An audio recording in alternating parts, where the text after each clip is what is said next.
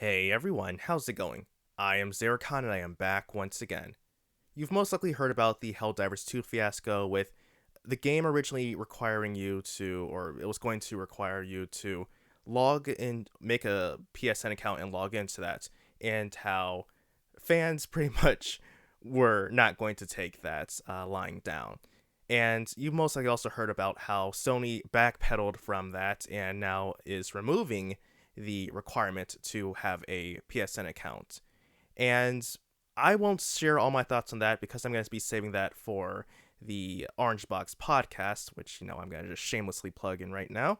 But what I want to talk about is more about the aftermath of the fact and how let's not get ahead of ourselves with a celebration. Now, don't get me wrong, I am satisfied with the conclusion and I'm happy that gamers don't have to log in to a PSN account just to play Helldivers 2. However, let's stop and think about things for a second here. Gamers rallied together to get a company to do something that was pro-consumer, and they haven't done this any other time, or rarely have done something like this before. And why only now is it a big deal? Now, you can say, yes, it is true that there are many people in many countries who would be impacted by this decision. However, where was this decision for when games were going to be more expensive from having $60 games to $70 games? Where was this impact when we were going to be bombarded with microtransactions? Where was this impact when consoles were going to start being charged to pay for online?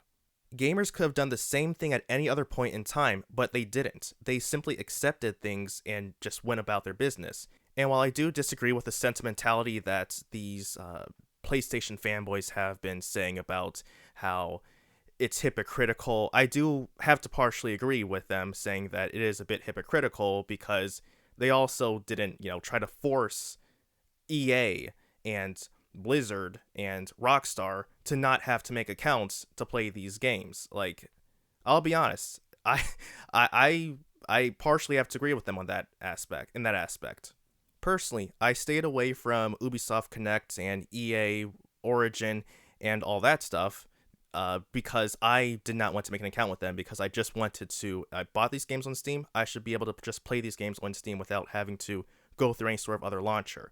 But for I'm of course I'm certain that this doesn't necessarily apply to anyone.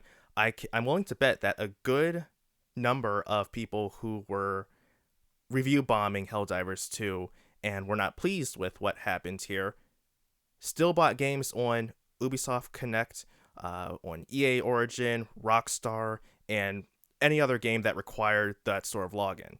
So why were they content with those situations, but not content with this one? If you truly want to make an impact and make things better as a whole, then you need to be consistent. You need to call out these practices, and you need to, most importantly, withhold your money. You can't say you despise something and then go ahead and pay for it. That kind of thinking is how we got into a lot of these situations in the first place. It's because of it's not a big deal. Well, it clearly is because this has been going on for so long and it's just gotten worse.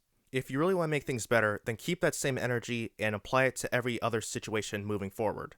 Don't back down regardless of how much you want to play a game or how appealing it is or how new it is or how shiny it is. If a company is doing something anti-consumer, then tell a company that they don't get your money. If the majority of gamers did this, then we wouldn't have a lot of the problems we have now. So congrats on this win, but this is just one small battle in a much larger war. So until next time everyone, I am Zeracon signing off. Have a good one.